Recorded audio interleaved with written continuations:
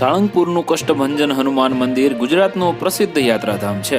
અહીં 12 માસ ભક્તોનો ધસારો રહેતો હોય છે. તેમાં પણ હનુમાન દાદાનો શનિવાર હોય તો ભીડ વધુ રહેતી હોય છે. અમદાવાદથી મોટી સંખ્યામાં સાળંગપુર હનુમાન મંદિરના દર્શને જતા હોય છે. આવામાં સાળંગપુર મંદિરની સલામતી માટે મોટો નિર્ણય લેવાયો છે.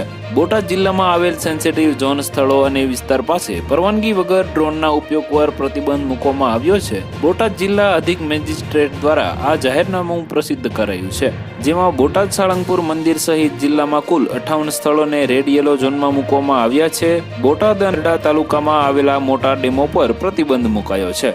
જાહેરનામામાં જણાવ્યું કે જાહેરનામાનો ભંગ કરવા બદલ ફોજદારી અધિનિયમ હેઠળ કાર્યવાહી કરવામાં આવશે. બોટાદમાં આવેલ સેન્સિટિવ ઝોન પાસે પરવાનગી વગર ડ્રોનના ઉપયોગ પર પ્રતિબંધ લગાવાયો છે. તો વધુ માહિતી મેળવવા માટે ચેનલ સાથે જોડાયેલા રહો. વિડીયો પસંદ આવે તો લાઈક કરી દેજો. ચેનલમાં નવા છો તો સબસ્ક્રાઇબ કરી દેજો.